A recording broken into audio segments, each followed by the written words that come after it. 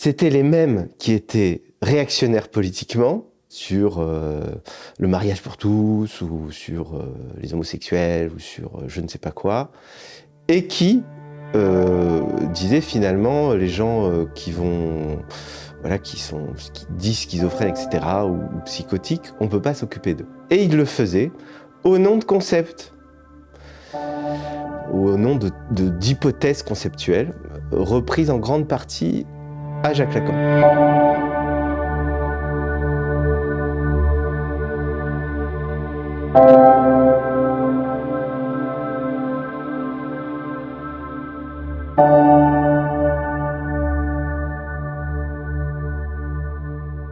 Bonjour Florent Gabaron-Garcia. Bonjour Adèle. Vous êtes psychanalyste et psychologue.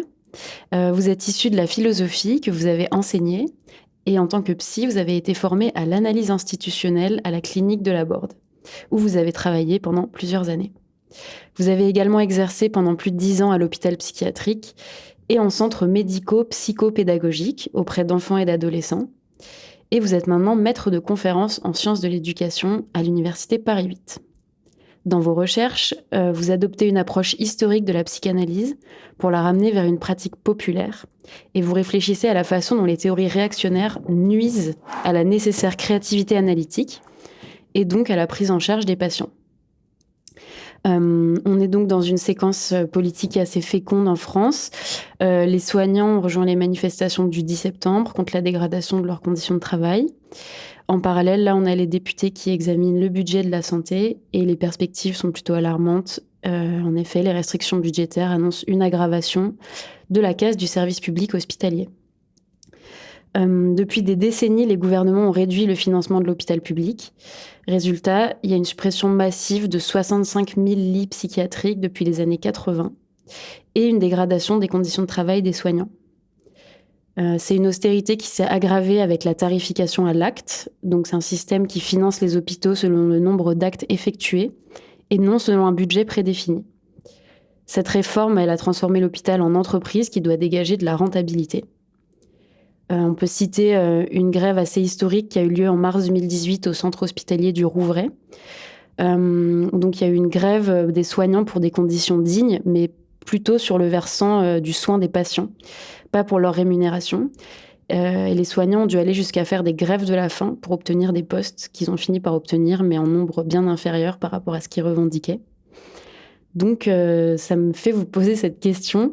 Qu'est-ce que ça dit de la place de la souffrance psychique dans notre société ? Et comment défendre la pratique analytique à l'hôpital qui nécessite du temps, de l'écoute et de la relation ? Bon, merci pour cette question. Je ne sais pas trop par quel bout la prendre ou y répondre. En fait, vous avez bien rappelé là tous ces enjeux. On est, à mon avis, dans des logiques qui concernent la psychiatrie, mais pas que la psychiatrie. Ça concerne aussi tout le champ médico-social et les institutions de soins aussi du médico-social. Il y a des logiques globales, en fait, qui concernent la question du mal-être, de la folie et du rapport à l'État, sûrement. Alors la psychiatrie est une des premières victimes les plus visibles, parce que c'est là où les personnes souffrent le plus, sachant que la folie est la chose du monde la mieux partagée. Il y en a qui souffrent un peu plus, et que quand la vie est invivable, normalement il y a des lieux où on peut être éventuellement accueilli. Alors la question psychiatrique pour moi est pas... Bien sûr, il faut défendre la psychiatrie, mais avant les politiques néolibérales qui sont en cours, et pas que en psychiatrie, la psychiatrie, elle n'est pas non plus très bien non plus avant. Bon, ça n'empêche pas qu'il faut aussi répondre sur le contexte actuel, qui sont en fait des politiques, moi je dirais très simplement criminelles. La tarification à l'acte que vous avez évoquée, on l'applique aussi en CMPP, donc dans des centres médico-psychopédagogiques. Donc ça, c'est associatif. Vous voyez, c'est pas la psychiatrie, c'est encore un... Mais c'est la question du soin.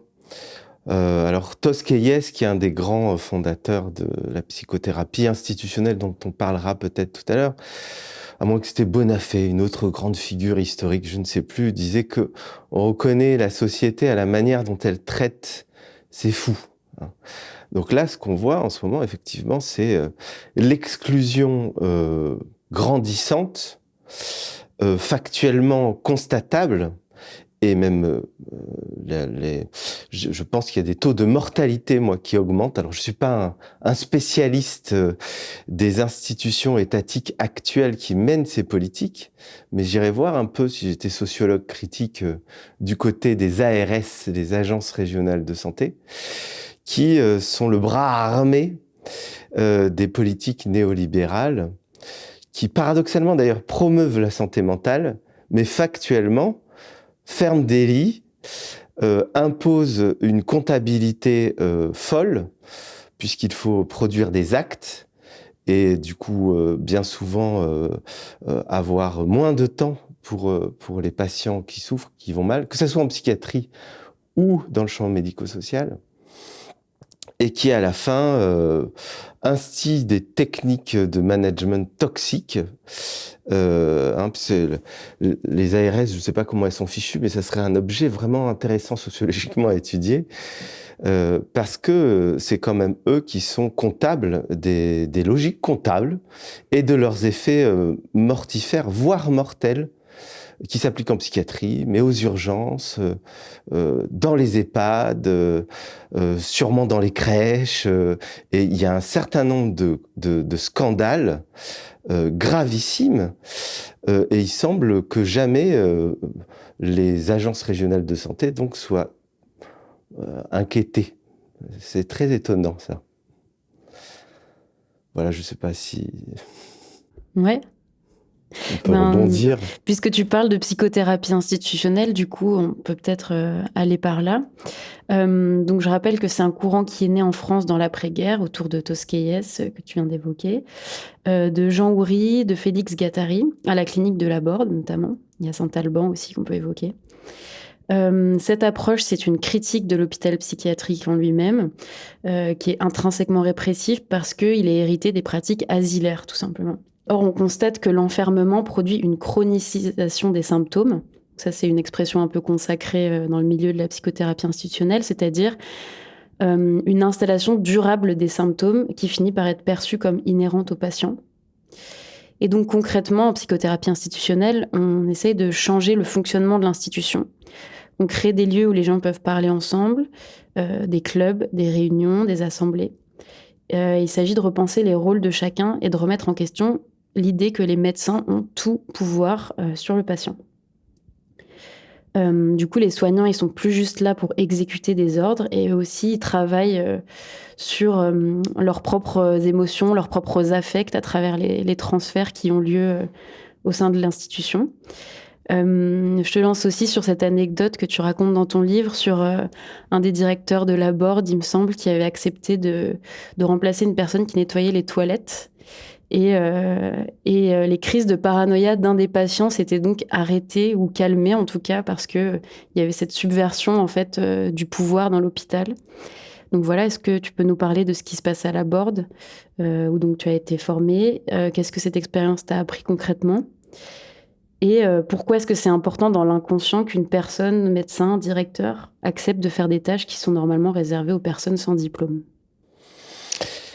Alors, effectivement, je disais, il y a la psychiatrie actuellement, voilà, néolibérale, ou en tout cas un usage du concept de santé mentale pour voilà, pour rendre les gens plus performants, plus productifs. Donc Mathieu Bellassène, lui, parle très bien de ça, c'est vraiment ces sujets.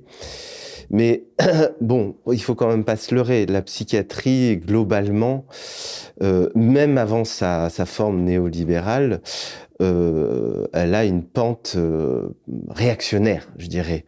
Ce qui la fonde, c'est le décret de 38, qui est le décret aussi qui fonde la police. Hein. Donc la question, c'est celle de l'ordre de l'ordre public. Hein, il ne faut pas de trouble à l'ordre public. Donc, donc, il y a cette pente, et à l'intérieur de ce champ, qui est celui du contrôle social, il y a heureusement quelques personnes qui vont essayer de subvertir l'institution, ou disons l'établissement, pour reprendre des, formules issues d'une réflexion sur qu'est-ce que la psychiatrie, et peut-être comment vraiment soigner les gens et pas seulement les enfermer. Parce qu'en réalité, le pouvoir d'État est pas, comment dire, exerce une forme d'emprise et même de biopolitique depuis longtemps. Hein. Donc finalement, les formes contemporaines, il faudrait aussi les mettre en lien avec, sur un temps plus long peut-être. Hein. Mais en tout cas, dans les années 50, effectivement, on n'en est pas encore à l'ère néolibérale, mais les psychiatres, un certain nombre d'entre eux, à la suite de la Seconde Guerre mondiale, déjà étaient résistants pendant la Seconde Guerre mondiale. Et certes, la guerre est gagnée, mais ils ne souhaitent pas refaire comme avant. Ils s'étaient battus pour changer la société, pas du tout pour revenir au statu quo avant la guerre. Et donc, il s'agit de poursuivre le combat progressiste, et d'abord dans un des lieux de ségrégation éminemment, la psychiatrie. Il y a aussi ces mouvements en prison, hein, puisque la prison ou la psychiatrie, ce sont les lieux où on enferme les gens, et donc où il y a le plus d'exclus pour protéger l'ordre bourgeois qui doit continuer à tourner. Et donc, dans ce moment de l'après-guerre, un certain nombre de psychiatres se rassemblent et ils ont un idéal de poursuivre le combat. Il s'agit de ne pas être des fliquiatres, en fait. Hein. Et donc, où commencer et où continuer, si vous voulez, la révolution, dans le lieu même de la ségrégation. C'est là qu'il faut aller. Et il ne s'agit pas d'attendre le grand soir ou les indications de la part de Moscou, mais de ici et maintenant, commencer tout de suite à changer de l'intérieur les structures sociales répressives. Et donc, la figure du psychiatre révolutionnaire est à ce titre très importante. Donc dans ce champ assez hétérogène, puisqu'ils sont tous progressistes ou révolutionnaires ou réformistes, mais pas exactement il y a une grande variété dans ces groupes de l'après-guerre. Il y a un courant plus particulièrement avec Tosquelles, Jean Houry, un peu plus tard Félix Guattari, qui, eux, en plus d'être psychiatres et de viser une réforme ou une révolution matérialiste à l'intérieur de la psychiatrie, sont aussi psychanalystes. Ça fait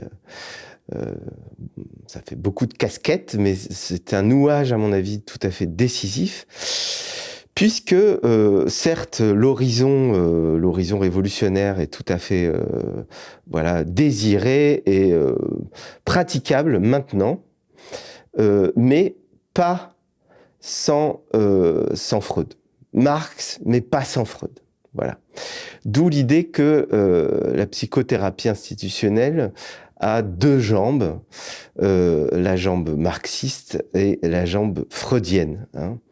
C'est une idée de François Tosquelles. Et donc l'enjeu va être de faire porter l'analyse sur ce qu'on appellera une double aliénation, l'aliénation sociale et l'aliénation dite mentale. Donc Freud d'un côté, Marx de l'autre, et de toujours tenir les deux bouts. Hein. L'analyse porte à ce croisement.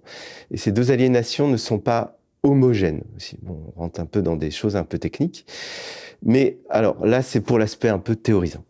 Mais en réalité, tout ça s'incarne très concrètement dans une clinique quotidienne. Alors la clinique, l'étymologie, c'est tout ce qui est lié à la relation. Hein, donc dans l'ordinaire du quotidien, avec les personnes en grande souffrance psychique. Certains diront les personnes dites psychotiques. Moi, je parle de grande souffrance existentielle, qui fait qu'en fait, on peut plus vivre. Voilà, la vie est impossible. Donc, ces psychiatres ou ces praticiens d'une vie impossible vont repenser les conditions d'accueil de la folie à partir de l'établissement psychiatrique, donc qui est plutôt à pente réactionnaire, voire très réactionnaire, pour le subvertir de l'intérieur. Alors en mettant en place des choses très concrètes que vous avez évoquées, comme par exemple le club. Alors le club, ça a l'air de rien, ça sonne un peu désuet d'ailleurs, on imagine, c'est une image un peu surannée. Je pense que dans les années 50, c'était une image beaucoup plus forte et beaucoup plus inspirante. On imagine des lords anglais, bon, c'était dans des clubs privés sûrement, je pense que c'était l'imaginaire des psychiatres de l'époque. Mais voilà, l'idée c'est que de subvertir l'établissement pour en faire une institution. Par le club. Alors le club, c'est quoi? C'est une association, c'est une association de patients ou de soignants et de soignés. Il faut que j'arrête de parler de patients, c'est pas terrible, on est encore dans le médical. Soignants, soignés. Et où c'est les soignés qui auraient le pouvoir. Et qui, du coup, organiseraient le quotidien de l'institution. Donc, qui va faire la vaisselle? Qui fait le ménage? Qu'est-ce qu'on fait aujourd'hui? Quel voyage on va organiser? Et même, ça peut toucher aux soins. Moi, personnellement, j'ai été formé en partie aux médicaments par un patient qui était, avant d'être patient, ou un soigné qui, avant d'être soigné, était pharmacien. Et donc voilà, ça crée une espèce de transversalité tout à fait stimulante et à mon avis qui pourrait beaucoup intéresser les marxistes ou les révolutionnaires de tout poil, puisque c'est dans une pragmatique, c'est-à-dire dans des gestes quotidiens extrêmement ordinaires, comme la distribution des médicaments, ou comme faire à manger, ou comme, pour la petite histoire que vous évoquiez tout à l'heure, comme le ménage. Alors peut-être je vais raconter cette histoire, puisque c'est une histoire qui donne à penser par sa simplicité et par la subversion qu'elle permet de dégager ou de penser. Donc normalement, un hôpital psychiatrique, pour ceux qui connaissent, c'est assez étouffant. Et l'époque actuelle étant particulièrement étouffante, l'hôpital psychiatrique l'est d'autant plus. Donc là, c'est un hôpital psychiatrique, mais qui est travaillé par ces enjeux institutionnalistes.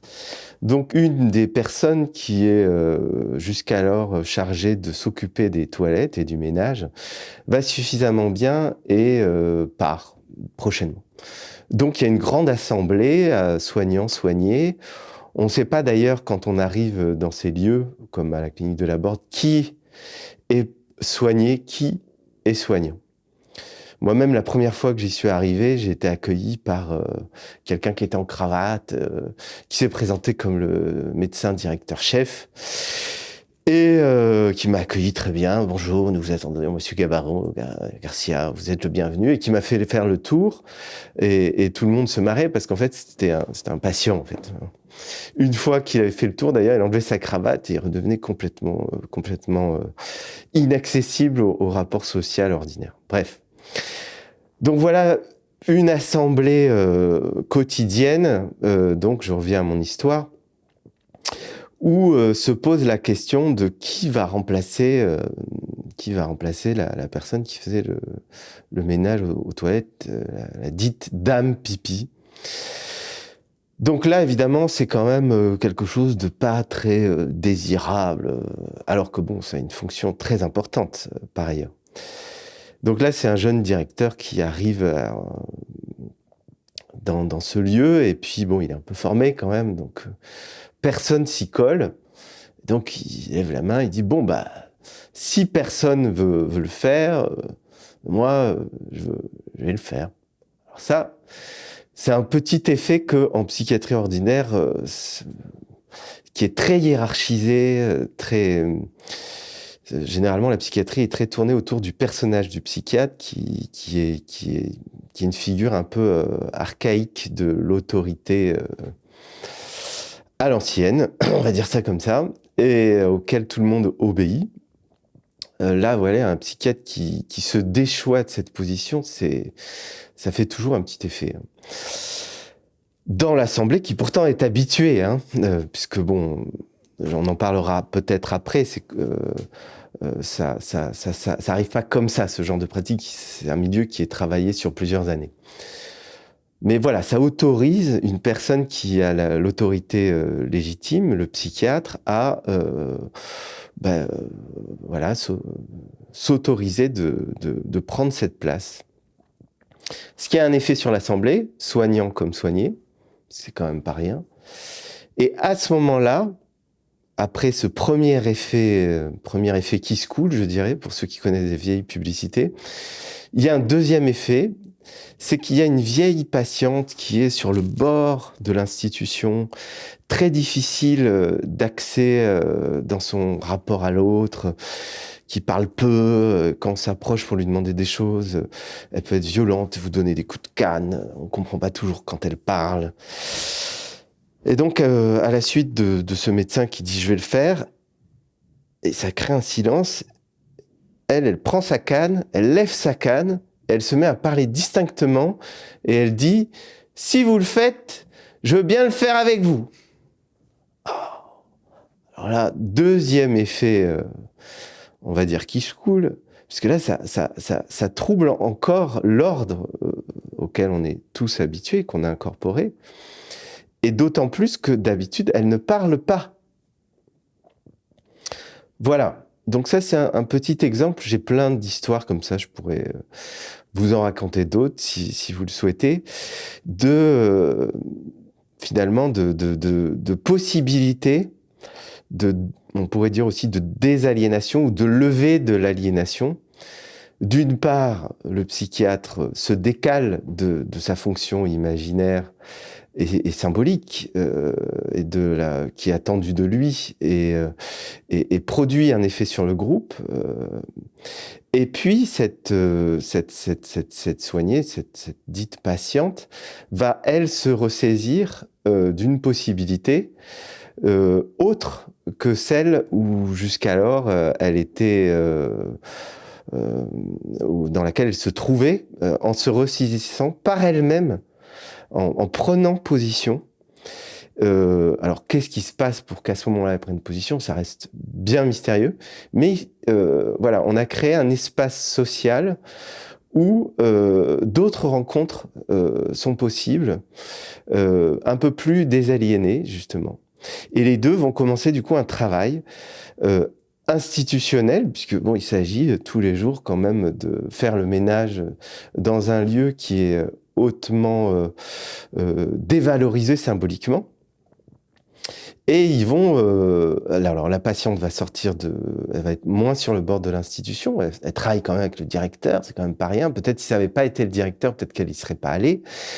Et puis, le directeur, lui, il va aussi approcher davantage cette dame et faire des progrès fulgurants dans sa propre analyse, puisqu'il va aussi se passer des choses pour lui de son côté par ailleurs.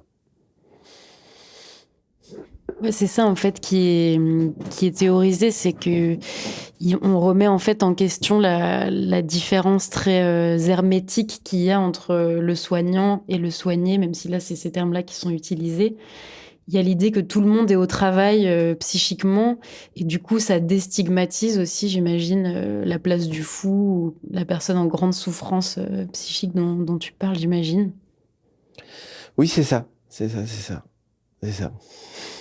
Et du coup, je rebondis sur ce que tu disais, c'est-à-dire, tu ne parles pas de psychotiques, mais de personnes en grande souffrance existentielle.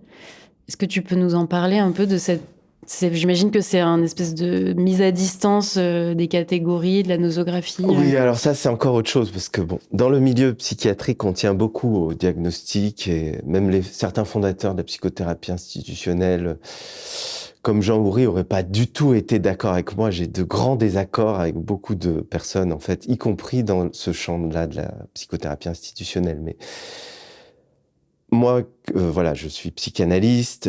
Même dans le champ psychanalytique, il y a aussi de la psychopathologie. Et c'est vrai que, bon, ce sont des repérages pour qu'on puisse parler.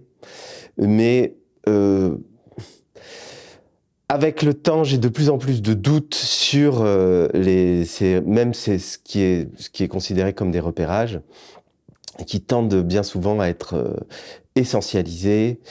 Et alors, ça fait la psychopathologie, ça fait toujours, ça a deux fonctions. Ça a des fonctions éventuellement de dépolitisation de questions parfois qui sont pas que personnelles ou individuelles. Et ça a des fonctions aussi d'impossibilité de penser. Hein. Alors, on pourra en parler peut-être, mais ça a plusieurs inconvénients, la psychopathologie. Et donc, avec le temps, je m'en éloigne tranquillement, même si j'ai certains collègues qui trouvent ça inadmissible. Mais oui, c'est toute la question aussi éthique de comment parler du malaise et de quand on va pas bien. C'est pour ça que je préfère parler de grandes souffrances existentielles, étant entendu qu'effectivement, on est tous on est tous plus ou moins nets, et on a tous plus ou moins des folies internes. Et c'est pour ça que je reviens plutôt à un langage courant, plutôt qu'à un langage de technicien, qui me semble particulièrement problématique en réalité, dans les effets de stigmatisation et même de demande, puisque ça passe dans la culture, les diagnostics, et après de demande par voilà, n'importe qui. Je veux mon diagnostic, évaluez-moi s'il vous plaît. Ça aussi, l'évaluation, c'est un grand symptôme social qui a l'air de toucher toutes les institutions. C'est totalement invraisemblable, cette demande. Voilà, il y a plein de sujets possibles. Ouais. Donc, je reviens un petit peu en arrière par rapport à ce que tu racontes de ta jambe freudienne, du coup. Ça peut être un peu surprenant d'entendre que Freud est utilisé dans une perspective révolutionnaire. On a souvent l'image, de plus en plus, j'ai l'impression, d'un Freud qui est réactionnaire. C'est pas que une idée reçue, il y a vraiment des éléments qui sont conservateurs chez lui. On pourrait citer la théorie de la castration, sa vision de la jouissance féminine. Il y a aussi son orientation sur une clientèle très bourgeoise à Vienne, et donc des théorisations qui sont issues de cette patientèle-là, on va dire. Mais donc toi, tu as décidé d'opter pour pour un pas de côté dans ton abord de Freud. Et donc dans tes recherches, tu montres que la psychanalyse a une histoire révolutionnaire qu'on a oubliée ou qu'on a refoulée, qu'on nous a obligés à refouler peut-être. Tu évoques les polycliniques qui étaient gratuites pour les gens du peuple dans la Vienne rouge. Des psychanalystes comme Wilhelm Reich qui s'inspirent du marxisme, qui essayent de théoriser les liens entre vie pulsionnelle et vie politique. Et tu montres que Freud voulait quand même que la psychanalyse permette de sortir du tout répressif de la société victorienne. Après, il y a aussi ce qu'on entend de façon plus courante sur Freud a écouté les hystériques, il a écouté les femmes, c'était le premier. Mais voilà, il y avait quand même, tu exhumes cette dimension révolutionnaire, populaire et sociale de la psychanalyse. Mais tu expliques que pourquoi on l'a oubliée, parce qu'il y a beaucoup de psychanalystes qui dénient cette histoire, qui font comme si elle n'avait jamais existé, ce que tu appelles une stratégie révisionniste. Donc on réécrit l'histoire en effaçant certaines parties pour donner l'image d'une discipline neutre politiquement. Le problème, c'est qu'en oubliant son passé, la psychanalyse ne peut plus comprendre le malaise contemporain qui est lié au monde néolibéral et à toutes les problématiques politiques qui en découlent. Et aussi, je trouve que ton travail, ce qui est intéressant, c'est qu'il permet de montrer au grand public que la psychanalyse n'est pas un bloc uniforme, qu'elle n'est pas unanimement réactionnaire, qu'elle a toujours connu des débats, des conflits, et surtout la création de nouvelles écoles de pensée. Ça, c'est même un symptôme aussi, on pourrait dire.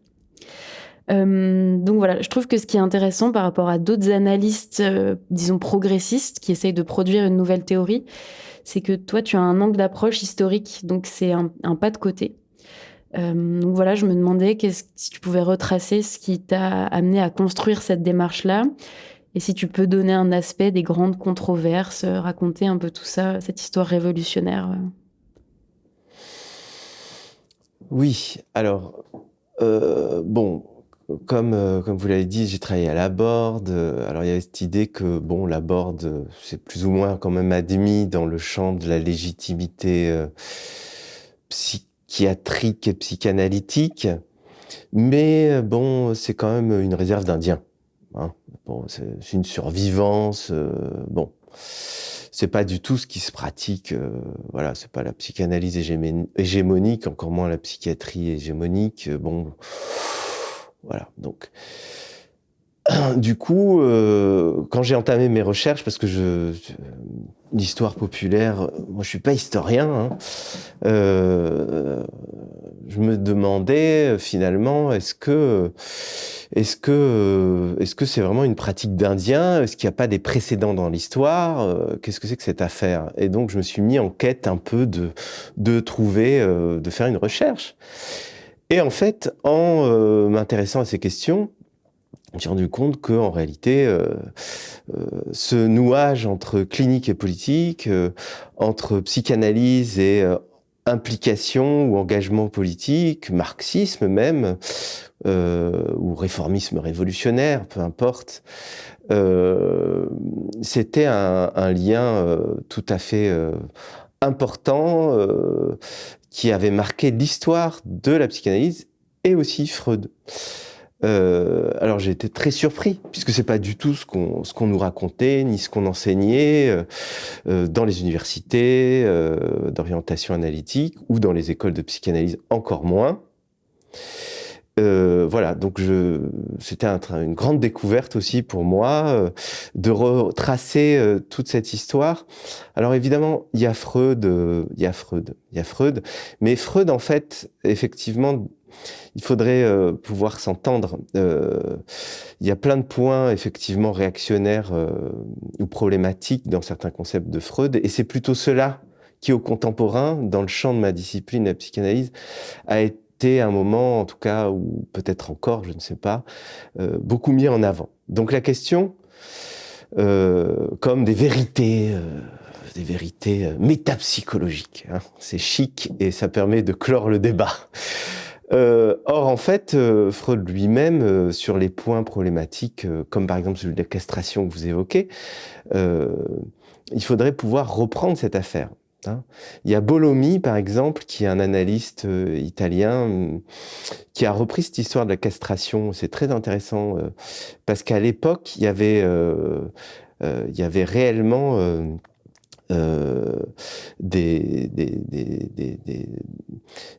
d'abord, Freud, c'est ce que j'ai appris en lisant ce livre, a pratiqué la pédopsychiatrie. Il s'est retrouvé avec des enfants, et à l'époque, il y avait de la castration. Il y avait vraiment de la castration au moment de l'adolescence et tout, auprès des filles. Et donc, Bolomi fait toute une genèse du concept de la castration par rapport à la pratique que Freud a connue, mais dont il dit rien. Et du coup, on a un éclairage historique de comment il est arrivé à ce concept. Et donc, ça permet de reprendre ça, pas du point de vue abstrait, la castration, la limite, ou je ne sais pas quoi, mais du point de vue de la pratique de la réalité historique qui, apparemment, quand même, l'a un peu traumatisé. Voilà. Et donc, il y aurait toute une genèse historique d'un certain nombre de concepts ou des impossibilités freudiennes de Freud lui-même à penser. Et du coup, il a dégagé des concepts, mais qui sont, en tout cas en ce qui me concerne, sur lesquels j'ai jamais pu accrocher. Et à mon avis, c'est parce qu'il y a de l'impensé chez Freud, sur ses propres traumatismes même, allons-y, Bon, ça serait encore un champ à explorer spécifique, mais sur les concepts freudiens, ce sont aussi des défenses pour ne pas penser certains traumatismes, à mon avis. Bon, je ferme la parenthèse parce que ça nous amènerait ailleurs.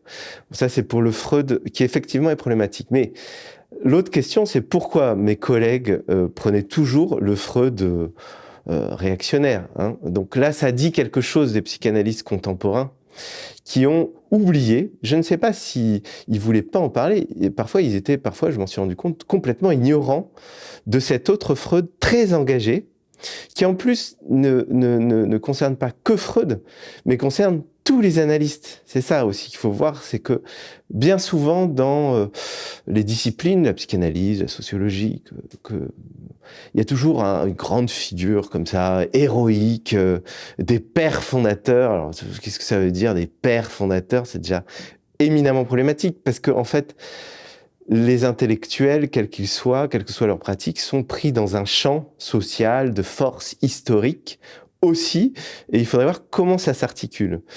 Et donc, c'est pour ça l'histoire populaire porte sur Freud, mais pas que. C'était important. Il y est, parce que bon, il compte quand même, mais il est dans un contexte.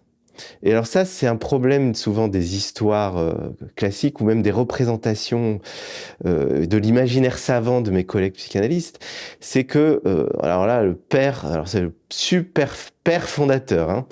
Mais non, en fait, il y a un contexte. On peut produire des gestes de fondation disciplinaire, mais pas dans n'importe quelle séquence, pas dans n'importe quelle circonstance. Et puis, on n'est pas tout seul. On n'est pas tout seul à le faire.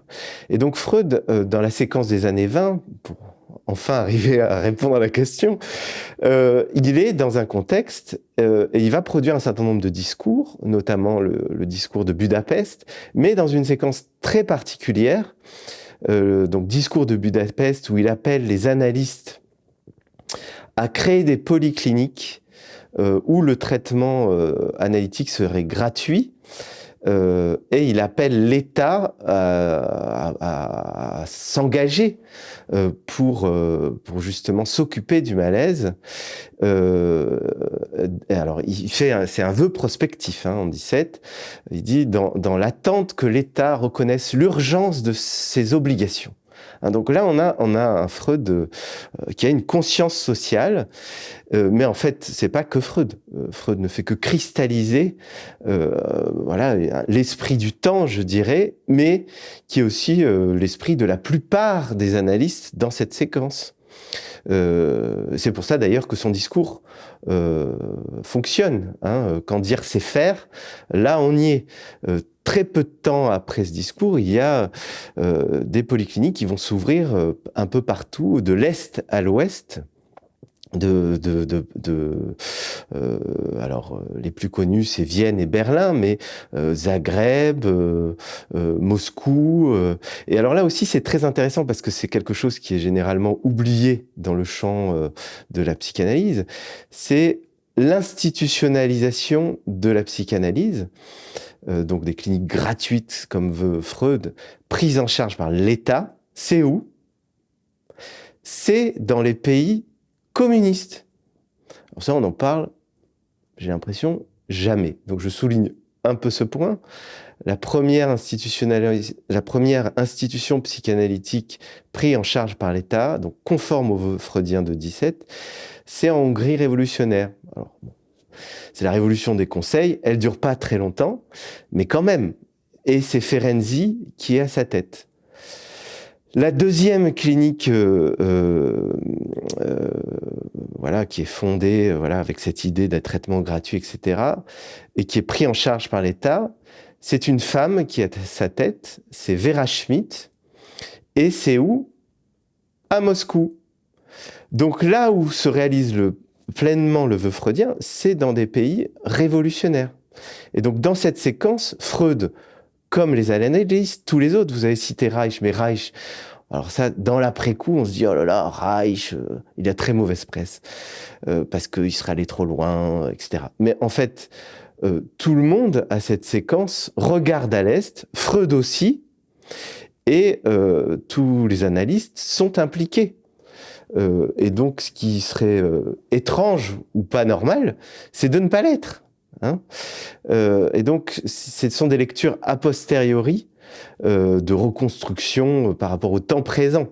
Là, ce qui m'a intéressé dans cette histoire, c'est de saisir le vif du vécu et de l'expérience des analystes qui s'impliquent, s'engagent, rêvent, rêve des institutions, rêve le changement politique. Freud n'a aucune nostalgie du règne des Habsbourg. Il écrit dans une lettre à Ferenczi qu'ils ont laissé qu'un tas de conneries. Hein, donc tout ça. Et alors voilà, vous voyez, toutes ces choses-là n'étaient pas vraiment racontées. Donc dans cette histoire, je le raconte et je suis en fait un fil qui est le fil des pratiques, hein, puisque en fait l'analyste, ça peut être un peu un théoricien, il faut avoir quelques concepts, mais c'est quand même quelqu'un qui a une pratique par rapport à des gens qui viennent le voir parce qu'ils vont pas bien. Et donc il m'a semblé important aussi par rapport à voilà mon milieu analytique qui est souvent extrêmement savant. Hein, vous avez une littérature dans mon champ extrêmement chiadée, extrêmement fine sur les concepts, etc., et qui, à mon avis, décisive, mais qui est extrêmement souvent dans une approche très déductive, très abstraite, et finalement, la question des pratiques et de l'histoire sociale disparaît. Comme si on pouvait être dans son cabinet tout seul avec ses concepts dans une espèce de rapport individuel et psychopathologique. Hein. C'est aussi pourquoi je critiquais la psychopathologie. Que nenni, pas du tout. Hein. Et voilà, l'idée c'était de donner droit à cette histoire vivante, impliquée, circonscrite suivant les séquences, puisque les séquences des années 20 sont extrêmement fécondes. Tant du point de vue théorique que du point de vue de la création institutionnelle. Il va y avoir une douzaine de polycliniques dans les plus grandes capitales qui vont s'ouvrir. Et voilà, Reich est un parmi les analystes, je crois, de la 3e génération. Mais il est, voilà, il est un peu... Alors, c'est une personne importante, mais c'est la norme à ce moment-là. Hein. Voilà. Du coup, pour revenir plus précisément sur une notion que tu emploies pour parler de cette dépolitisation quand même du champ, tu reprends à Robert Castel sa notion de psychanalysme, c'est-à-dire une psychanalyse qui rabat systématiquement toute question sur la famille, sur l'Oedipe, qui se réduit à une vulgate idéologique ou bien, comme tu dis, quelque chose de très précis et de très théorique, mais qui fraye en fait avec le conservatisme. Bon, on a en mémoire les controverses sur le mariage pour tous, avec les interventions catastrophiques de psychanalystes et de psychiatres qui se réclament de Lacan, de la fonction du père, du symbolique, de l'ordre symbolique. Il y a, du coup, ça enchaîne après sur des prises de position sur la PMA, la transidentité, des lectures très rigides sur la différence des sexes. Et en même temps, je dis la différence des sexes avec des guillemets, bien sûr. En même temps, il y a un champ qui renouvelle vraiment profondément en France. Actuellement, je vais parler de la France. Ces approches-là. La psychanalyse, elle est quand même imprégnée maintenant, j'ai l'impression, de mouvements décoloniaux, de féminisme. On peut citer Tammy Ayouch, Fabrice Bourlaise, Laurie Lofer, le collectif de Pantin, Livio Boni. Donc j'ai l'impression qu'il y a deux champs, c'est sûrement plus que deux, mais il y a au moins maintenant, il y a une réaction progressiste, on va dire, à tout ça. Est-ce que toi, tu as l'impression que tu t'inscris du coup dans cette espèce de renouveau? Est-ce que tu pourrais nous parler du coup peut-être de la réception aussi par les analystes à la papa de toutes ces volontés révolutionnaires Oui, effectivement, il y a un renouveau, et tant mieux. Je pense que il y a une affaire de génération aussi, vraisemblablement, puisque tous les gens que vous avez cités, ils ont moins de 50 ans, même s'ils approchent de la cinquantaine. Donc, bon, alors, moi j'ai repris le terme de psychanalysme à Castel, après je l'ai un peu élargi pour mes propres usages. quand je me suis lancé dans une critique interne, en fait, critique interne au champ analytique, je m'y suis lancé un peu seul et le champ n'était pas encore très renouvelé, donc j'y suis un peu allé à tâtons. Mais voilà, l'idée, c'est qu'effectivement, d'où est-ce qu'on parle? Alors, quand on parle à partir de concepts et d'abstractions justement métapsychologiques sur la structure éternelle, ahistorique, hors temps, quoi,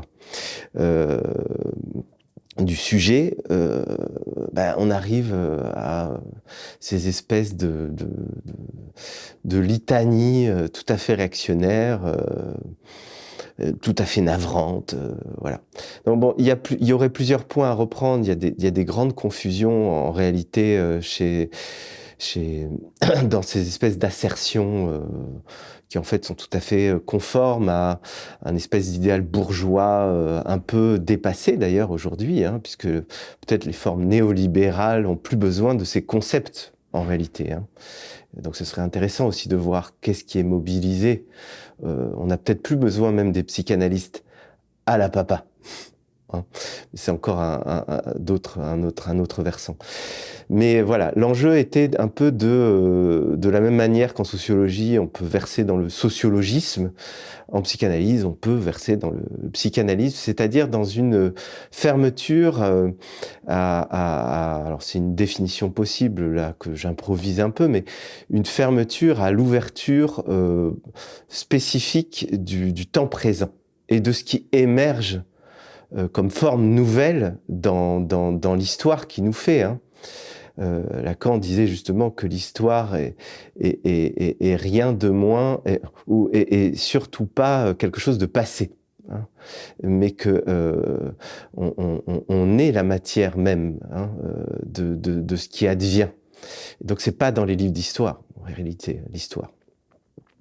Voilà. Et donc, ces collègues, on semble avoir bien souvent une lecture complètement décadente de l'histoire, puisqu'ils ne sont plus ouverts au présent et à ce qui émerge. Voilà. Et d'où cette espèce de litanie un peu vieillotte et de regret sur un temps où le Père, peut-être même Dieu après tout, puisque Dieu le Père, ça peut faire qu'un seul, voilà, permettait de réguler les foules et les passions pour permettre l'ordre, puisque l'ordre symbolique qui est tellement invoqué et à mon avis absolument mal compris par ces gens, c'est surtout l'ordre tout court. Donc, si vous voulez, c'est quand la question du signifiant devient la police du signifiant. Bon, pour jouer un peu sur les mots. C'est pas ça du tout, en réalité. Donc voilà, bon, là, peut-être ça nous entraînerait sur une réflexion plus exégétique sur les concepts, l'usage des concepts et l'usage politique des concepts, en réalité. Dans l'héritage politique de la psychanalyse, le bouquin qui vient de ressortir en poche à Amsterdam, j'ai justement un peu défendu l'idée que peut-être, puisqu'il s'agit de faire un peu d'exégèse tout de même, Lacan n'avait pas eu cette posture qu'on lui prête de promouvoir l'ordre du nom du Père ad nauseum, quoi, jusqu'à plus soif. Et que il avait à plusieurs endroits mis en garde contre les vieux mythes qui en partie effectivement nous structurent, mais qui ne disent absolument pas la totalité des processus qui nous font, qu'on dit inconscient de manière impropre. On peut parler d'Umbewusst, mais là ça serait encore autre chose. Mais voilà, la structuration psychique, s'il y en a une, ne passe pas que par l'Oedipe, mais alors pas du tout. C'est une partie qui compte, c'est peut-être une partie moins importante qu'à d'autres époques, mais on peut en faire une histoire, et d'autres cultures se structurent sur d'autres mythes. Voilà, et ça Lacan l'avait repéré assez tôt en réalité. Ce qui n'empêche pas que chez Lacan, il y ait aussi des problèmes, il y a aussi des lieux dans sa théorie qui puissent être problématiques, comme chez Freud d'ailleurs. Et heureusement, Chez quel penseur il n'y a pas des zones problématiques? La question après, c'est l'usage qu'on fait des œuvres, je crois. Et de repérer quand certains collègues choisissent plutôt certains points plutôt que d'autres, ça en dit long sur pourquoi on choisit tel point dans telle œuvre plutôt que tel autre. Vous voyez, même Nietzsche, par exemple, c'est une œuvre formidable. Il y a des points problématiques chez Nietzsche. Alors, qui lit Nietzsche? À la fin, c'est ça la question aussi. Hein. Bon. Ça a peut-être à voir aussi avec l'idolâtrie qu'on a de ces figures qui figent, qui réifient un peu, qui figent dans le marbre des concepts, quoi. Oui, tout à fait. Alors là, on toucherait aussi, cette idolâtrie est très très puissante dans le champ analytique, puisque on touche à des questions plus de sociologie liées aux institutions analytiques. C'est un champ très particulier qui se structure souvent en école.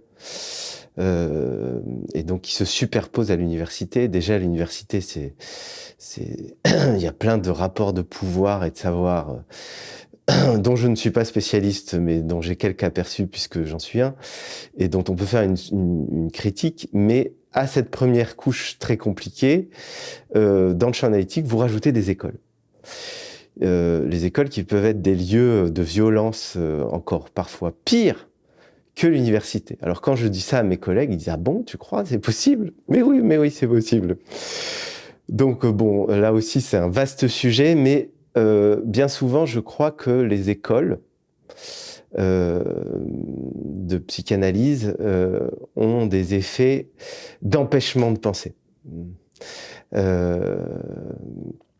Parce qu'il y a des enjeux de pouvoir et paradoxalement, Lacan avait beaucoup critiqué l'université en jouant sur l'universitaire, sur le citaire, sur se taire, et sur le fait que l'universitaire a le discours du maître, ce qui est une critique qui a tout à fait sa légitimité en partie, mais paradoxalement, il me semble que l'université aujourd'hui peut accueillir davantage, malgré sa lourdeur et ses rapports de pouvoir, peut accueillir davantage faire un espace à la pensée, plus que les écoles de psychanalyse qui, en tout cas dans mon expérience, sont des lieux où on vous demande vos papiers que vous appartenez bien à l'école, sinon circulez, il n'y a rien à voir. Bon alors, peut-être les choses changent un peu aujourd'hui aussi, je ne sais pas.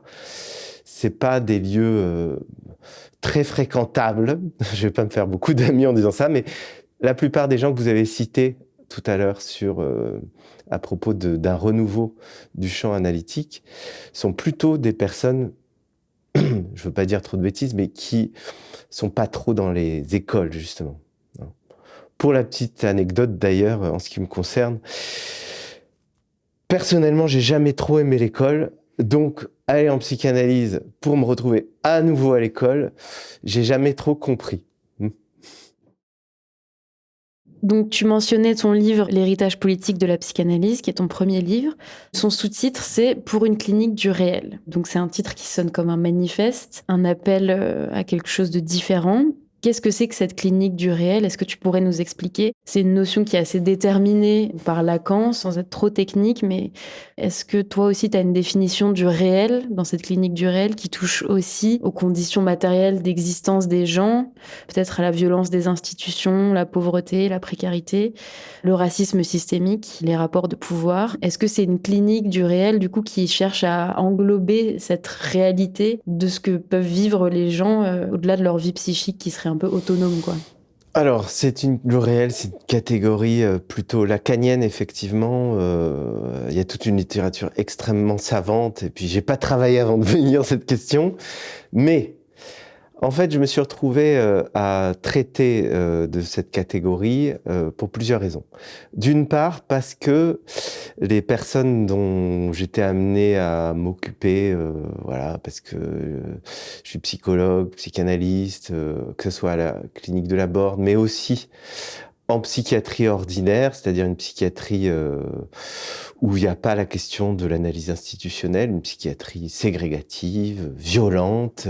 Comment on travaille voilà, avec quelqu'un qui délire, quelqu'un qui entend des voix, quelqu'un qui a des vécus de corps qui lui rend la vie impossible, quelqu'un qui peut angoisser, quelqu'un dont on comprend rien, parce que quand il parle, les phrases sont cassées. Bref. Donc, dans le milieu analytique tel que je l'ai rencontré au départ, il y avait tout un courant, alors peut-être là aussi ça change un peu, qui disait finalement on ne peut pas travailler avec les gens comme ça. Les gens trop fous, on va dire, trop cassés. La cure analytique, c'est pas fait pour eux. Voire c'est des conseillers. Surtout pas. Surtout pas. Erreur technique, mon cher ami. Bon, heureusement, tout le monde n'est pas sur cette ligne. Tout le monde n'était pas. Mais c'était plutôt une minorité. L'abord analytique, on dira des dites psychoses. Je dirais de la folie. Et il se trouve que, étrangement, c'était les mêmes qui étaient réactionnaires politiquement sur le mariage pour tous, ou sur les homosexuels, ou sur je ne sais pas quoi, et qui disaient finalement les gens qui vont, voilà, qui disent schizophrènes, etc., ou psychotiques, on ne peut pas s'occuper d'eux. Et ils le faisaient au nom de concepts. Au nom de concepts, au nom d'hypothèses conceptuelles, reprises en grande partie à Jacques Lacan. Bon, alors, est-ce que je rentre dans les concepts? Il y a l'idée en gros, nous refoulons tous, plus ou moins, heureusement, ou malheureusement.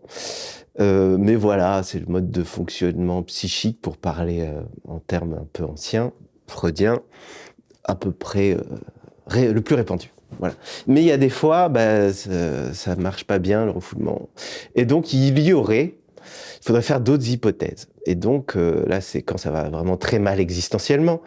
Donc, ça pourrait être fermé de l'intérieur. Ça serait la forclusion. Donc, là, quand on reprend ça dans un texte célèbre.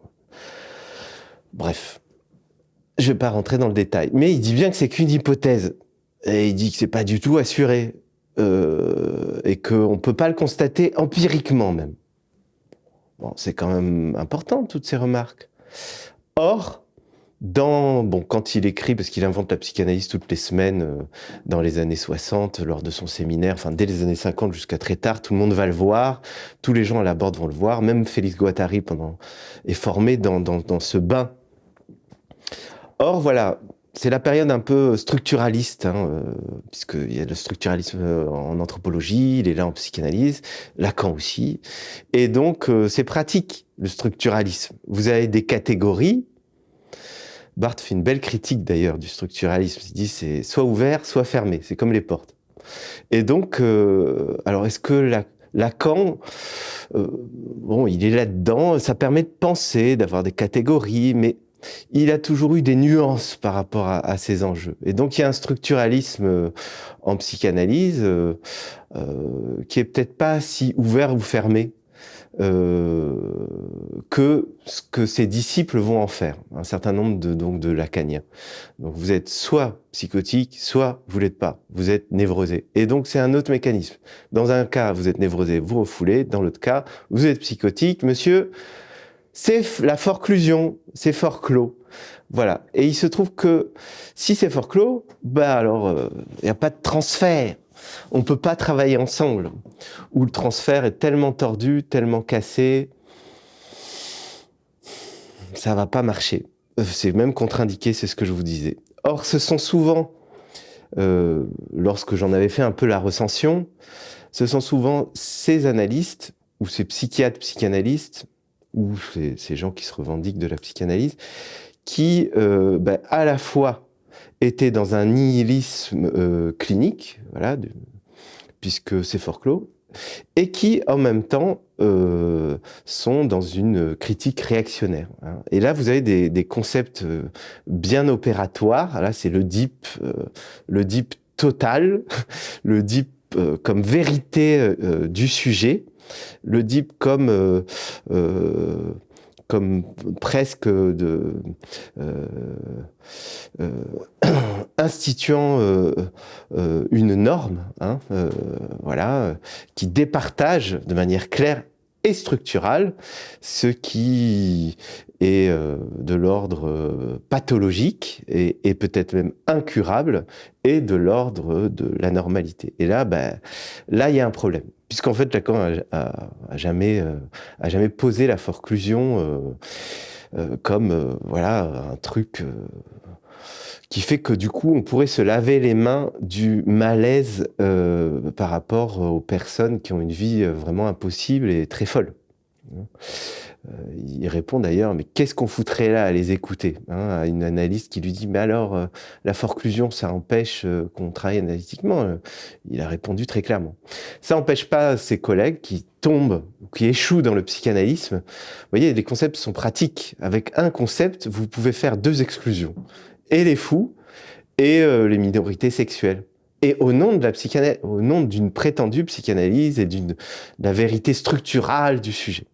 C'est pour ça que voilà, je me suis intéressé d'abord au mouvement de l'œuvre lacanienne, le mouvement interne, puisque, bon, alors là aussi, au niveau des exégèses, il y a plusieurs lectures possibles de l'œuvre de Lacan, et c'est un champ de bataille, hein, comme disait Kant de la philosophie, c'est un champ de bataille, en psychanalyse c'est pareil. Donc, moi, j'ai privilégié plutôt une lecture chronologique de l'œuvre interne de Lacan, où il y aurait un moment où il serait plutôt du côté de l'imaginaire, un moment où il serait plutôt du symbolique, et c'est la période structurale où, effectivement, la question du nom du père semble un peu organisée davantage. Il y a un lest conceptuel par rapport au paysage que produit Lacan, des concepts, et puis un tout dernier Lacan où c'est plutôt la catégorie de réel qui va un peu réorganiser l'ensemble de son œuvre. Mais tout le monde n'est pas d'accord avec cette lecture. D'autant plus qu'en réalité, Lacan noue la question de l'imaginaire, du réel et du symbolique tout le temps, et que la question du réel est déjà présente dès le début, en fait. Hein. Donc bon, tout ça, c'est des querelles savantes, passionnantes. L'intérêt, en tout cas, de ces concepts, c'est quelles vont être les répercussions pratiques, parce qu'en fait, on n'est pas des philosophes. Je m'inscris en faux contre cette espèce de psychanalyse jargonnante qui parle de concepts comme ça qu'après on appliquerait à la société, voilà, parce que c'est une vérité conceptuelle.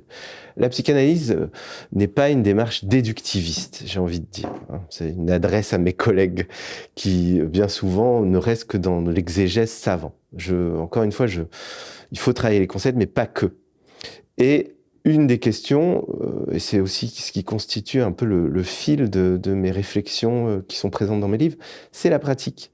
C'est-à-dire, quels effets produit tel concept? Est-ce que ça permet une ouverture ou est-ce qu'au contraire, ça fait que, comme on m'avait dit quand je suis arrivé dans ces postes de psychologue à l'hôpital psychiatrique, on m'a dit analytiquement, non, en fait, tu vas pas travailler analytiquement avec les psychotiques, parce que tu vois, on le sait, depuis Freud et Lacan, nous savons que, alors ça commence très mal, si on le sait, voilà. Ce qui caractérise la psychanalyse, c'est qu'il faut l'inventer. C'est ce que disait Toscaïès. Et donc, ce qui caractérise notre travail, c'est d'accueillir ce qui vient, en fait. Hein. Et donc, si la personne délire, on va travailler avec le délire. On va pas dire « c'est fort clos, au revoir monsieur hein. ». Donc, voilà, moi, j'ai été aussi amené à me réapproprier ces enjeux, ces questions exégétiques savantes et à mener une querelle savante auprès de certaines théorisations avec lesquelles je n'étais pas d'accord, à partir de cette pratique. C'est pour ça que je préfère à partir de la pratique qui était la mienne, c'est-à-dire comment travailler avec quelqu'un qui délire. Alors, à la Borde, c'est travailler, mais dans un lieu, en plus, où il y a la ségrégation partout. c'est-à-dire l'hôpital psychiatrique ordinaire qui n'est pas pensé du point de vue de l'institution, qui n'est pas pensé du point de vue de l'inconscient de groupe, qui n'est pas pensé évidemment du point de vue de l'aliénation marxiste, sociale. Vous voyez, alors là, ça fait là, c'était là la double aliénation, elle marche à plein là. Hein, si on veut des exemples concrets, on a quelqu'un qui va très mal, qui est détruit psychiquement, en tout cas qui a une vie impossible. Et on a une institution qui est hyper violente et où les membres de l'institution sont aussi pris. Et moi aussi, c'est très. On a des effets hein, quand on est dans ces institutions. D'ailleurs, quand on rentre à l'hôpital psychiatrique, je ne sais pas si vous y êtes déjà rentré, mais il y a un effet corporel. Hein. L'emprise ou l'aliénation imaginaire, c'est pas qu'un concept, c'est un vécu physique. Hein. Alors, comment travailler dans des lieux comme ça? Et alors, quand vous avez les analystes qui vous disent, en fait, on peut pas travailler, alors du coup, mais qu'est-ce que je fais là hein? Donc, du coup, voilà, les concepts et les batailles de concepts sont importantes pour permettre des ouvertures pratiques. Et donc, dans ce cadre-là, c'est la raison pour laquelle je me suis intéressé à ce qu'on appelle, dans le champ analytique, le réel. Alors Lacan a des définitions assez obscures. Le réel, c'est l'impossible, ce qui n'arrive pas à s'écrire. Enfin bon, alors, on est bien avancé. Cependant, il dit quelque chose d'important. Hein. C'est justement quand on va extrêmement mal, effectivement, ce que le délivrant vous raconte, c'est pas possible. Hein, c'est pas possible.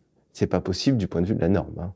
Parce que ce que il lui arrive, il vous ment pas. Ça, c'est vraiment, il entend des voix, Dieu lui parle, ou des djinns. Je raconte cette histoire d'un patient d'hôpital psychiatrique dont j'ai eu à m'occuper, qui est pris, aliéné par des voix qui lui donnent des ordres. Voilà. Et donc, dans les cas de vie impossible du dit psychotique, il y a des vécus intenses, impossibles du point de vue de la norme, mais pourtant qui lui arrivent, des sentirs qui sont auxquels j'ai essayé de faire droit. D'où cet intérêt pour le réel, qui est d'ailleurs une catégorie qui intéresse, on n'en a pas beaucoup parlé, mais qui intéresse beaucoup Deleuze et Guattari, qui se ressaisissent de la dénormativation que propose Lacan hein, dans le déroulement de son œuvre. Il s'éloigne et il fait une critique de la triangulation oedipienne. Encore une fois, ça ne veut pas dire que Oedipe n'existe pas, hein, mais que il n'y a pas que Oedipe. C'est un peu plus compliqué quand même. Hein. On a plus d'étrangeté en nous. Déjà, Oedipe, en fait, vous savez, il est un peu étrange. Il n'est pas si normatif qu'il en a l'air, en fait, mais il y a encore plus de choses étranges et folles qui nous hantent. Et effectivement, Deleuze et Guattari, donc Guattari travaille à la clinique de la Borde, et donc a une expérience concrète avec les personnes délirantes. Et avec Deleuze, ils vont se ressaisir des dernières élaborations lacaniennes des années 70, où justement Lacan va faire un pas de côté sur un structuralisme qui serait en fait trop fermé. Si tant est qu'il a jamais instaurer un tel structuralisme. C'est la question quand même demeure. Et Lacan va du coup s'intéresser au réel et Deleuze et Guattari vont s'en ressaisir parce que Guattari est précisément à la clinique de la Borde et qu'il a affaire à des personnes qui vont extrêmement mal.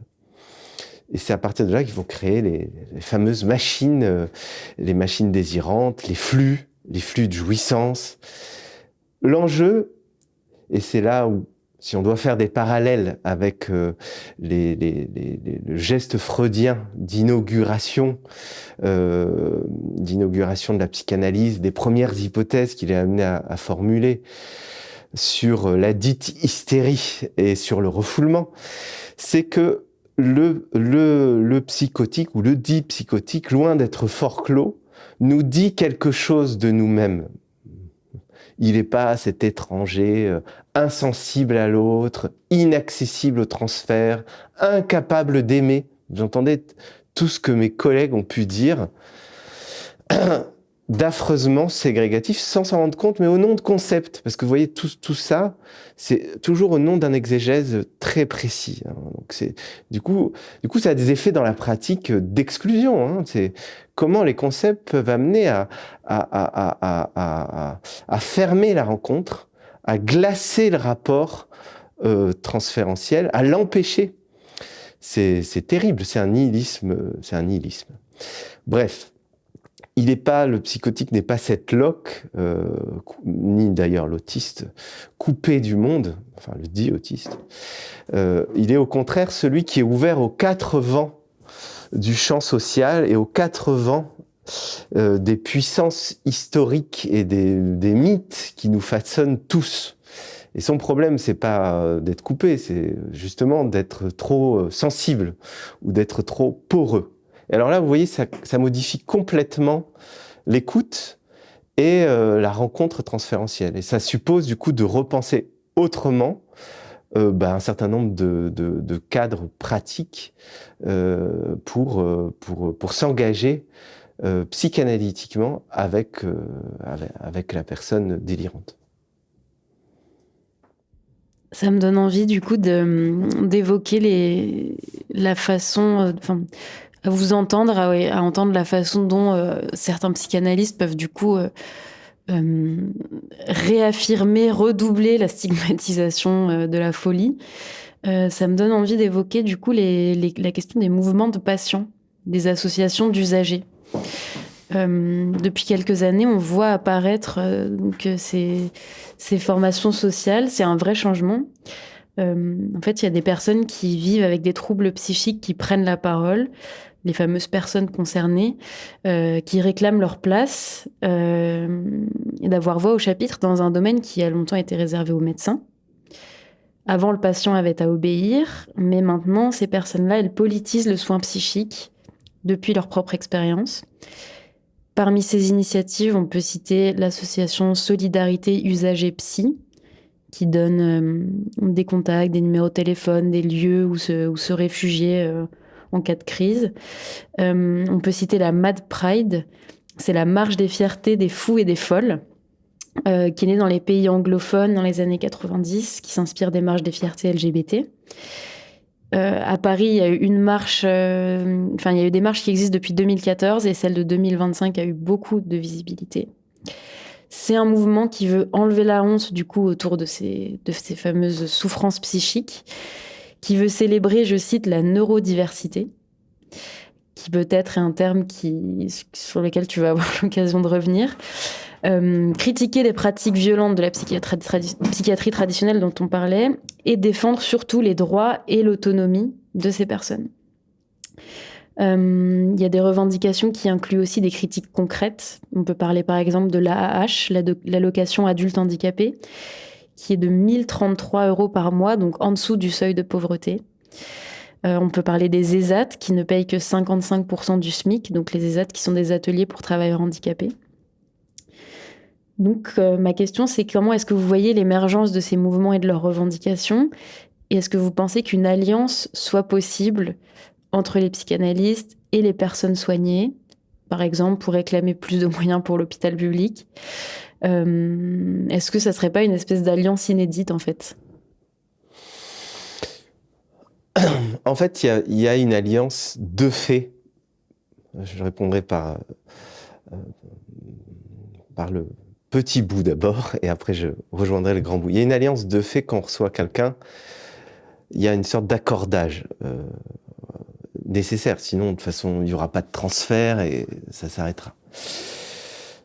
Donc l'enjeu après, je dirais, on est peut-être à un carrefour. Hein. Il y a peut-être d'anciennes manières de dominer, dans lesquelles la psychanalyse avait une certaine place, la psychanalyse ancienne, ou le psychanalysme, on va dire ça quand même, avait une place que, ils sont toujours là. Hein. Mais j'ai l'impression qu'ils sont plus tellement non plus écoutés, en réalité. C'est pour ça que je parlais de nouvelles formes de domination qui, finalement, peuvent se passer du psychanalysme et peut-être même de la psychiatrie à la papa. Voilà. Donc, ce sont des formes nouvelles. Alors, il y a quand même une perte. Alors, évidemment, on peut regretter l'ancien temps où peut-être il y avait un psychanalysme dominant. Je ne sais pas. Hein, si c'est pour choisir entre Charif Doucila, est-ce que vous préférez le manager neurodécérébré ou le psychanalysme psychiatre du nom du père? Ma foi, on pourrait peut-être éviter les deux. Voilà, déplorer l'ancien temps, c'est jamais très porteur, mais il me semble important, voilà, de repérer que les formes de domination et de pouvoir peut-être se modifient et que peut-être dans les contestations légitimes des dits patients, parce que là aussi il faudrait rajouter des dits partout, hein. C'est quoi un patient? Déjà, c'est au rapport au docteur. Bon. La figure du docteur aussi, c'est une figure tout à fait intéressante. Bon, ça nous entraînerait un peu loin. Mais alors, qu'est-ce qui se passe quand, effectivement, au nom d'une libération, on veut un diagnostic? Ça, c'est problématique, puisque ça arrive. Est-ce que... alors moi, j'ai tendance toujours à respecter la revendication première. Pour faire droit à ce qui peut-être cherche à se dire. Hein. Bon, ça, c'est typiquement analytique. Pour entendre un peu mieux et peut-être ouvrir un peu plus. Il arrive, moi, qu'on vienne me voir et on dit « je veux ce diagnostic parce que comme ça, j'aurai un aménagement dans mes études. » Voilà. Et donc, je suis hyperactif avec déficit de l'attention. Alors, comme j'ai, dans mon propre champ analytique, déjà mis à distance toute la psychopathologie qui me semble pas terrible, elle revient par l'autre porte, qui est les nouvelles formes de psychopathologisation et de nouvelles catégories dans lesquelles les gens trouvent un appui parfois pour essayer de repérer pourquoi ils vont pas bien. Et parfois, il peut y avoir un gain peut-être social. Mais là, l'analyste va dire, bon, on va prendre un peu de temps, si vous voulez bien, quand même, parce que peut-être c'est un peu plus compliqué. Et donc, il y a des nouvelles normes de nomination du malaise qui sont pas moins problématiques que les anciennes et qui peuvent peut-être être dévastatrices ou en tout cas empêcher d'entendre le malaise singulier auquel l'analyste se propose de répondre. Hein, dans les cas les plus graves, l'analyste vient au lieu, dans le lieu d'une attente inconsciente, pour se mettre à la hauteur de quelque chose qui n'a pas pu être entendu, mais dont le sujet est pourtant en attente. Vous voyez, alors là, on est très loin du diagnostic, mais il faut pouvoir se placer éthiquement à ce niveau, me semble-t-il, pour dégager la spécificité de l'écoute analytique. Et donc, évidemment, le diagnostic, là, c'est un peu étriqué, tout ça, vous voyez. Avant, on aurait dit, pour hyperactivité, on aurait dit enfant agité. C'est déjà au moins une parole moins vulgaire, je dirais. Je trouve qu'il y a une certaine vulgarité dans toute cette science, toutes ces définitions qui empêchent la singularité de la souffrance de s'exprimer, de se déployer, de l'histoire individuelle. Enfant agité, bon, ça emmerde tout le monde, mais bon, ça va, il y a plein d'enfants agités, quoi. Alors que d'en faire une science, qu'est-ce qu'on est en train de faire, vous voyez? Qu'est-ce qu'on est en train de faire? Qu'est-ce qui vient derrière? Ce qui vient derrière, hein, c'est le médicament. Et donc, c'est tous les intérêts pharmaceutiques. Et puis, c'est la paix sociale. Hein, encore mieux qu'enfermer les gens, si on a des bonnes molécules. Bon, au fond, ça marche. Et puis, ça marche vraiment. Si vous prenez de la Ritaline, parce que vous êtes hyperactivité, il y a vraiment des effets. Vous êtes beaucoup plus tranquille, vous pouvez vous concentrer, c'est formidable. Qu'est-ce qu'on va aller s'emmerder à parler pendant des semaines, des mois, des années sur pourquoi cet enfant il tire les sonnettes d'alarme? Bon, mais il a peut-être des bonnes raisons. Hein. L'agitation n'est pas une vérité de nature. C'est un bout de chaîne, en fait. Hein. Le diagnostic, c'est le résultat d'un certain nombre de conséquences, mais c'est pas la cause.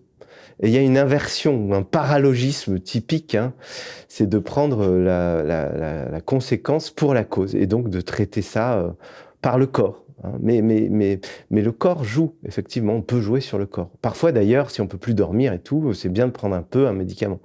Mais c'est pas par là qu'il faut passer, parce que l'humanité, ce qui nous fait, ce qui nous fonde, le malaise qui nous hante, les folies qui nous hantent, mérite un autre, mérite la parole, et mérite d'être élaboré, d'être métabolisé. Et là, l'analyse, effectivement, a sa carte à jouer. Hein, parce que plus on fait de la science, et plus on veut un être en bonne santé mentale et de la santé positive, plus de toute façon, plus on nous appareille sur des technologies, qu'on promeut la technophilie, plus vous allez créer du malaise. Donc, à mon avis, la psychanalyse a de beaux jours devant elle, paradoxalement, puisque voilà, l'inconscient résiste et le malaise va aller en grandissant, en réalité. Donc, voilà, c'est très intéressant, les études neuronales, et il faut certainement les faire, mais attention, la parole compte. Et il y a aussi quelque chose à entendre dans le mouvement de changement des dominations, et comment l'analyste, politiquement et cliniquement, a toute sa place, à mon avis, aujourd'hui. C'est pas du tout has-been. Oui, parce que du coup, il y a quand même quelque chose. Si on revient vraiment sur les revendications des usagers, si je comprends bien, ce que tu essayes de clarifier, c'est que peut-être ces associations peuvent se placer en se plaçant contre la psychanalyse qui a pu être étouffante et diagnostiquante à sa façon, quand même. C'est pas un mot qui existe, mais voilà. Donc en cherchant à s'opposer, à chercher des outils contre une espèce de discipline aliénante, en fait, se retrouvent embarquées et prises avec d'autres façons de penser la folie, qui sont elles aussi aliénantes, même si elles semblent libératrices sur le moment. Donc comment est-ce qu'on peut faire, en fait, pour écouter cette voix dans sa dimension politique et... Après, moi, j'aurais pas de réponse générale ni de solution, en réalité.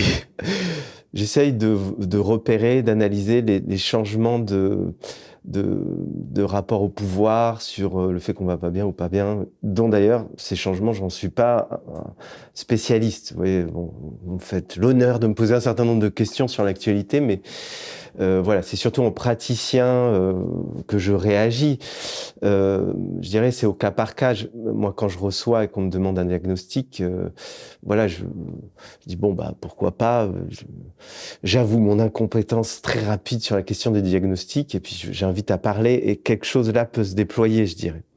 À un niveau plus collectif, je pense qu'il y a peut-être, puisque c'est là-dessus que portait la question, il y a peut-être à faire attention sur les formes de pouvoir nouvelles, dans la manière de penser le soin ou le malaise, plutôt le malaise.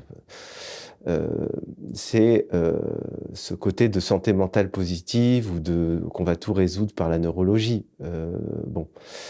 Et donc dans les choix militants de ces associations que je connais pas super bien non plus, de faire attention, de pas troquer une domination pour une autre, puisque effectivement il y a tout un mouvement actuel, on l'avait évoqué en début, hein, d'individualisation de problèmes qui en fait, et de psychologisation de problèmes qui en fait sont des problèmes politiques, et qui sont pas des problèmes qui deviennent des problèmes psychiques parce que politiquement ça va pas du tout.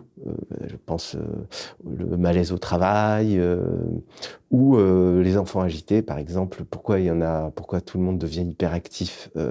La question, vous voyez, pourquoi il y a une augmentation? À un moment, il faut s'interroger aussi sur.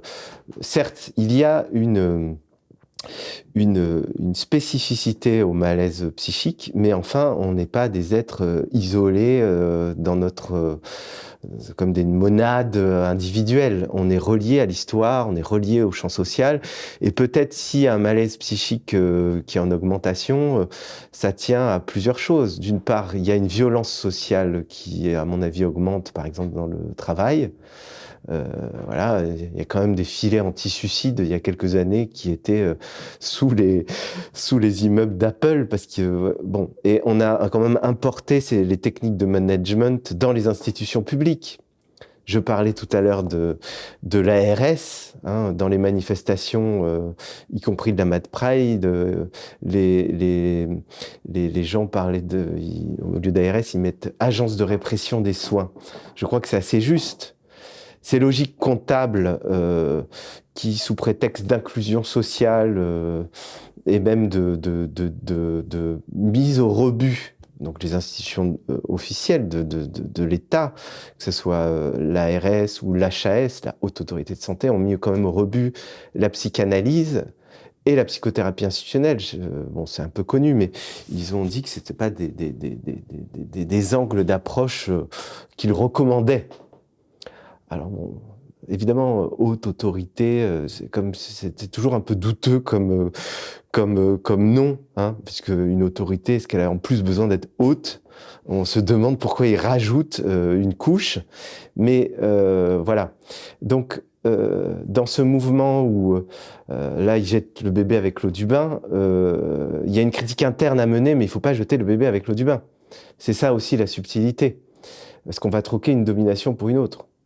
Les nouvelles formes de santé-mentalisme sont très problématiques puisqu'elles affichent la santé positive. On se dit ah ouais, c'est bien, mais en fait elles détruisent en même temps les institutions et elles organisent concrètement une comptabilité mortelle en psychiatrie, dans le champ médico-social, même dans les associations. Si un thérapeute ne fait pas ses actes, il est menacé.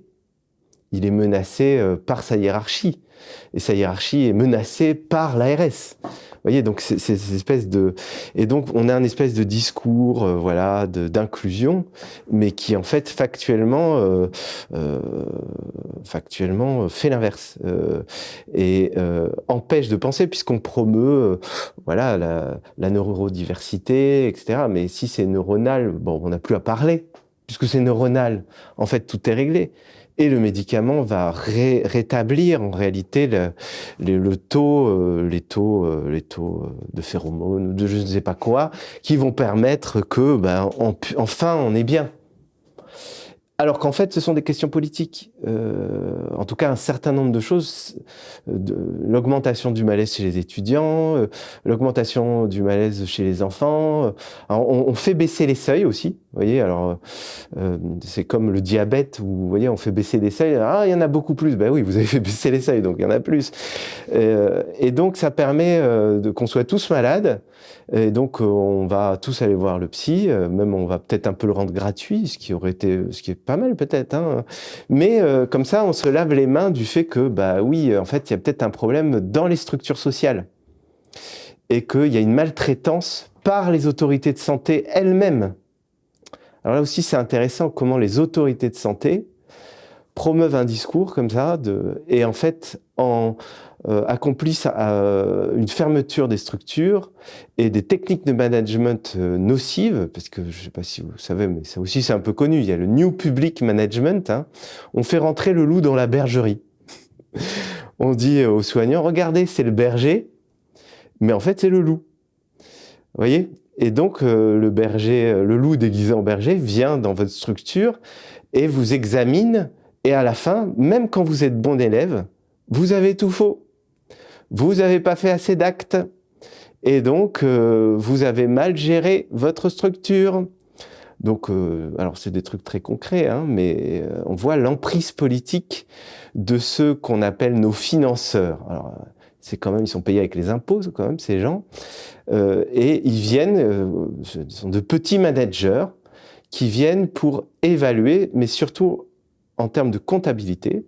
Et donc, si par exemple, voilà, il y a une augmentation de l'électricité, extrêmement anodin, hein, ils disent, bon, on va pas le prendre en charge. À vous de répercuter les coûts. Alors, sur quoi on coupe, vous voyez? Mais alors là, le problème, c'est grave.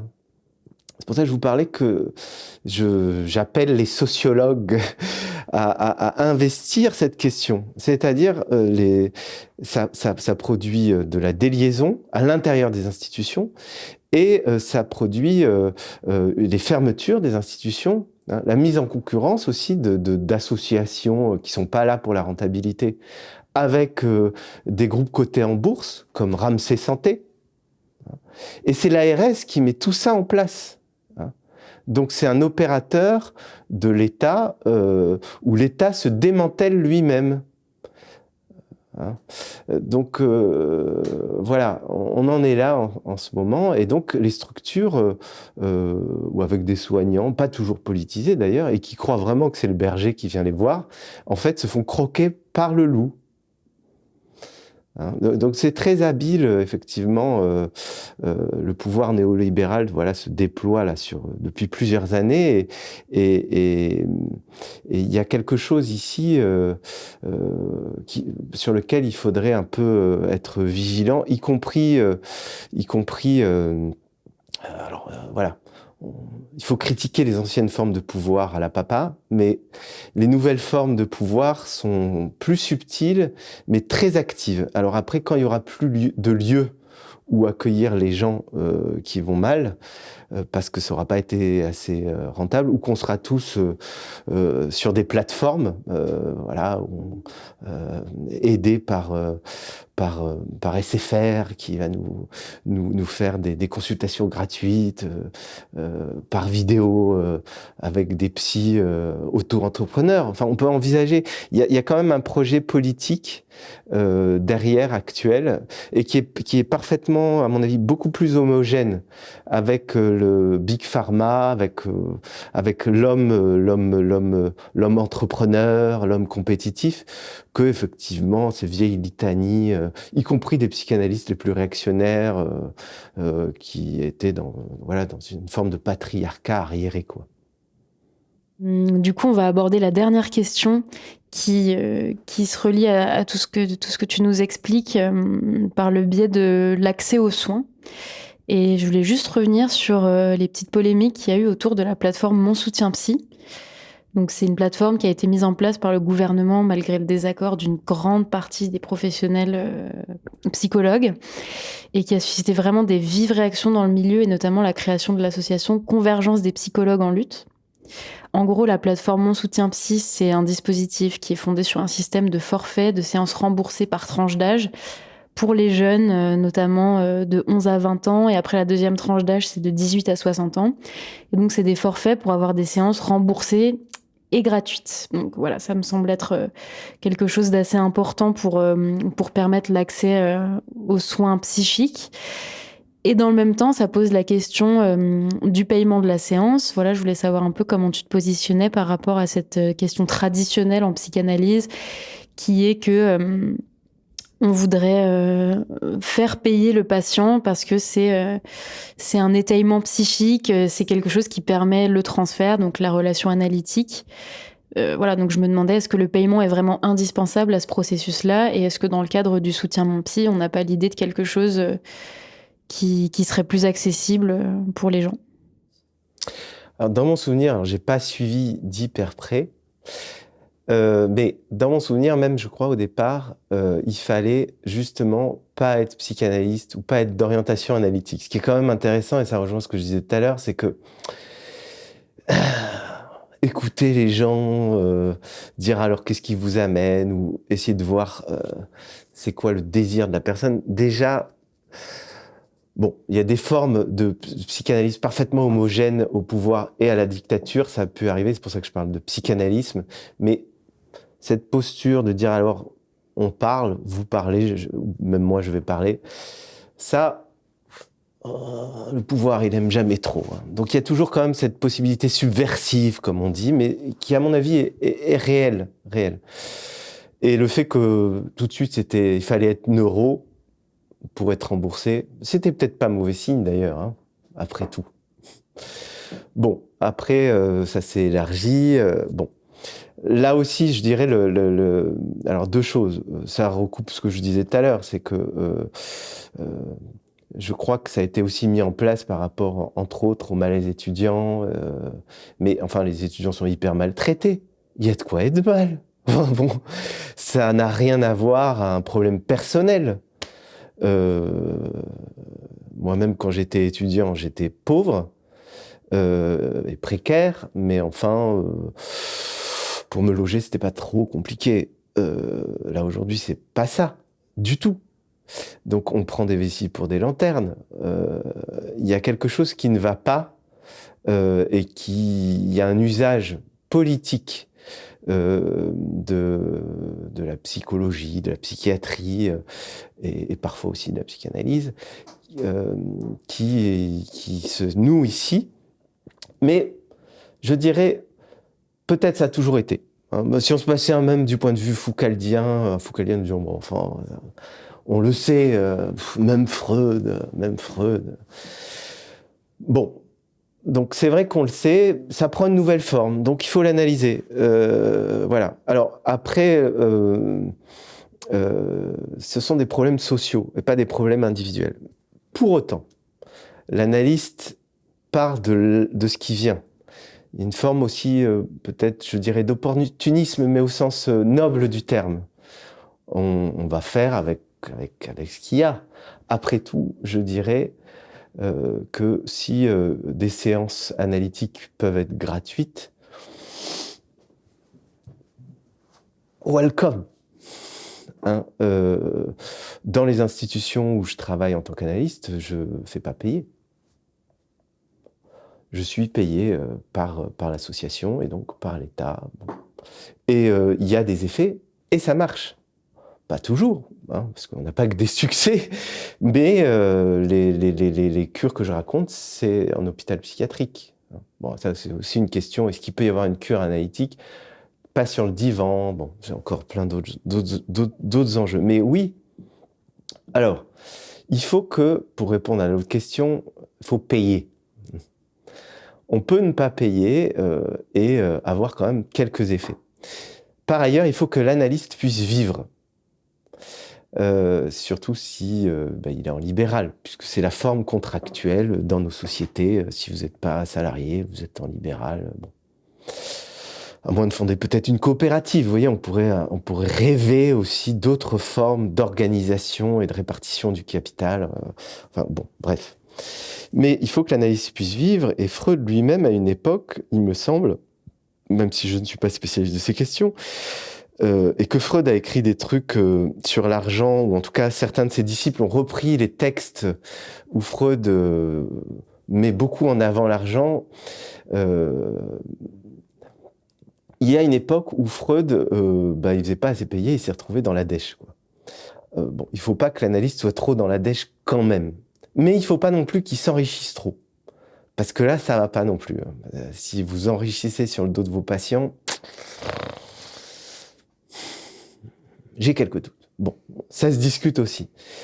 Mais voilà, moi-même, quand j'ai commencé ma propre cure, j'étais complètement fauché. Et donc, l'analyste, normalement, adapte les prix pour que ça coûte, effectivement, quand on est en libéral, mais pas que vous saignez. Voilà, donc ça c'est aussi une spécificité, c'est-à-dire aussi combien on va mettre, combien on peut mettre. Et des fois il y a des patients, ils vont dire une somme où ils se disent oh non, vous allez mettre moins parce que voilà, il s'en met trop sur son dos. Hein. Donc il va plutôt falloir le délester. Donc voilà, bon, tout ça ce sont des anecdotes, mais qui disent quelque chose du cadre même qu'on va instituer. Et qui sont liés au paiement, qui ne sont pas que des questions de paiement, en fait. Et l'analyste n'est pas un saint. important. Et même l'enfant, on peut lui faire amener quelque chose. Hein, c'est le paiement symbolique. Hein. Mais voilà, c'est quelque chose que le patient donne. On ne sait pas trop d'ailleurs. Hein. Mais vous voyez, c'est comme Mauss, hein, la question du paiement. Il faut remonter plus loin. C'est le don et le contre-don. Hein, et c'est du symbole, c'est du signe. C'est aussi de l'argent. Il faut vivre, c'est structuré comme ça, donc voilà. Mais c'est cet enjeu-là dans le paiement. C'est pas d'abord comptable. C'est comptable, mais pas que. C'est beaucoup plus. Il y a déjà l'inconscient. Dans l'argent, il y a déjà énormément d'inconscient, en fait. Et donc, on est déjà au travail. Eh ben, merci Florent Gabaron-Garcia. Merci Adèle.